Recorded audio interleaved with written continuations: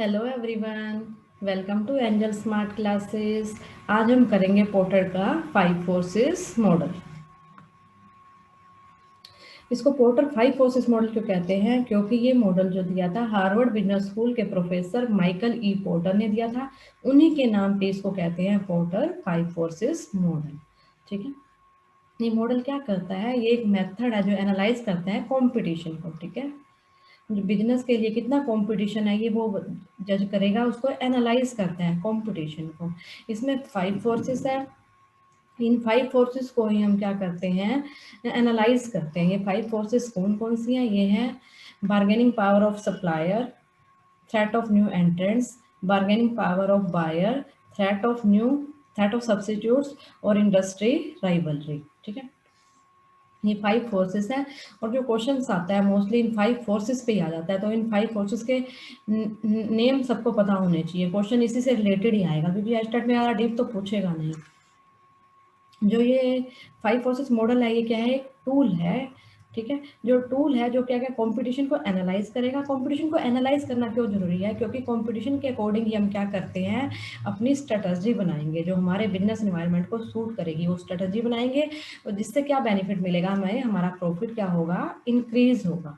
ठीक है, इसीलिए जो है पोर्टर के 5 फोर्सेस मॉडल को स्टडी कर रहे हैं। इससे क्या होता है? कंपटीशन को एनालाइज करके अपना प्लान बनाओ और अपने प्रॉफिट को इंक्रीज करो। बेसिक यही है इसका। अब ये 5 फोर्सेस में फर्स्ट है इंडस्ट्री राइवलरी।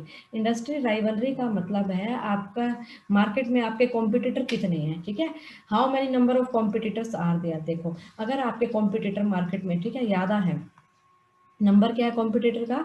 ज़्यादा है। ठीक है, हाई नंबर है इनका, ज़्यादा नंबर है, तो आप क्या कर सकते हो? मार्केट में प्राइस ज़्यादा नहीं रख सकते। क्यों? क्योंकि अगर आप ज़्यादा प्राइस रखोगे तो आपका कस्टमर कहाँ चला जाएगा? कॉम्पिटिटर के पास चला जाएगा ना।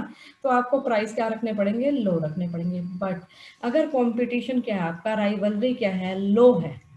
ठीक है, मार्केट में कॉम्पिटिटिव राइवलरी जो है लो है। लो है तो कोई बात नहीं, आप क्या कर सकते हो? फिर आप हायर प्राइस चार्ज कर सकते हो और प्रॉफिट अर्न कर सकते हो। ठीक है, मीन्स कंपटीशन कितना है आपके लिए मार्केट में। ठीक है, ज़्यादा कंपटीशन है तो देखो लॉस ही होता है प्राइस का। देखो जैसे अब जियो आ गया मार्केट में। ठीक है, अब जियो ने जैसे सिम अपना सिम दिया और वो भी सस्ते में दिया, तो और कंपनी को भी क्या करने पड़ेंगे? अपने प्राइस में कंपटीशन बढ़ गया ना उनके लिए, तो उनको भी थोड़े प्राइस अपने कट करने पड़ गए। ठीक है, जियो ने सारा वो कर दिया, सिस्टम सही कर दिया कस्टमर के पॉइंट ऑफ व्यू से। तो थ्रेट ऑफ न्यू एंट्रेंट्स, अगर आपको लगता है, एक बिजनेसमैन को लगता है अगर उसके कि क्या है मार्केट में और पर्सन आ सकते हैं जो जैसा वो बिजनेस कर रहे हैं वैसे ही सिमिलर बिजनेस करने में सिमिलर प्रोडक्ट लेके आ सकते हैं, तो वहाँ पे क्या हो सकता है? उसको प्राइस लो रखने पड़ते हैं फिर, क्योंकि कंपटीशन बढ़ जाएगा।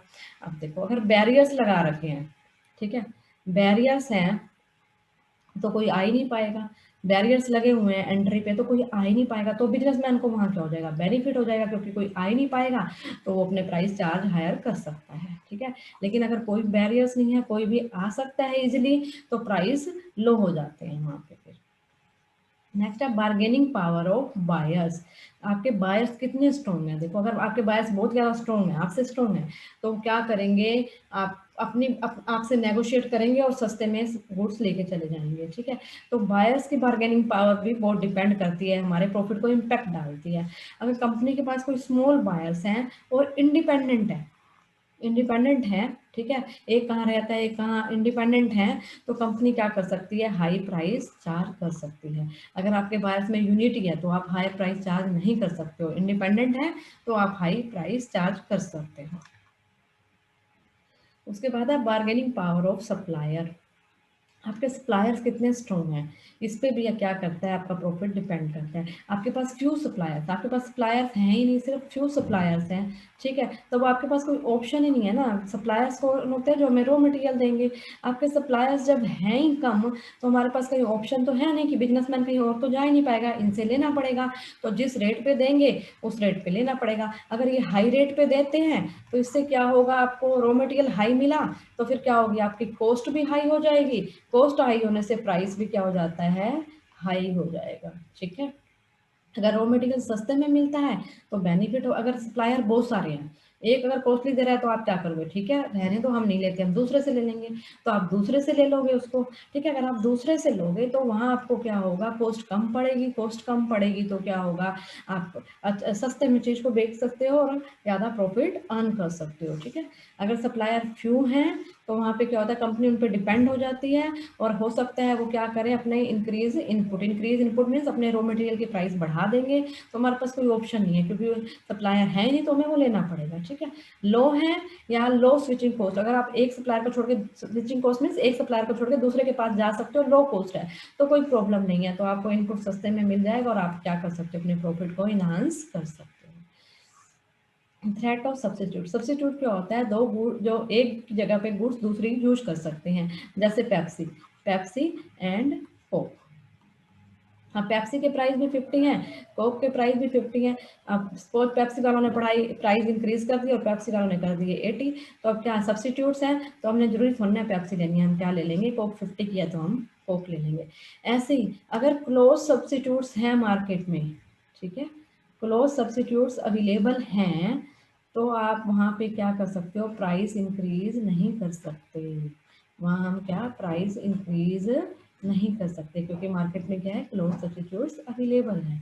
अगर कंपनी ऐसा प्रोडक्ट बना रही है उसके सब्सिट्यूट है ही नहीं, कोई क्लोज सब्सिट्यूट नहीं है, ठीक है, तो क्या है, कंपनी अपनी प्राइस को इंक्रीज कर सकती है और अपने प्रॉफिट को बढ़ा सकती है वहाँ पे, ठीक है। सब्सिट्यूट है मार्केट में तो आप इतना प्राइस नहीं इंक्रीज कर सकते, क्यों, क्योंकि अगर आप महंगा दोगे तो कस्टमर किसी और के पास चला जाएगा, नहीं है अवेलेबल तो आप प्राइस को इंक्रीज कर सकते हो।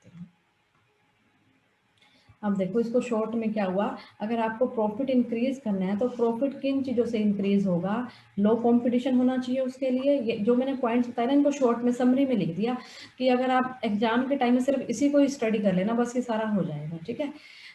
लो कंपटीशन है तब प्रॉफिट इंक्रीज हो जाएगा। अगर सप्लायर की पावर क्या है, बार्गेनिंग पावर वीक है आपके सप्लायर, तो आपको बेनिफिट मिलेगा।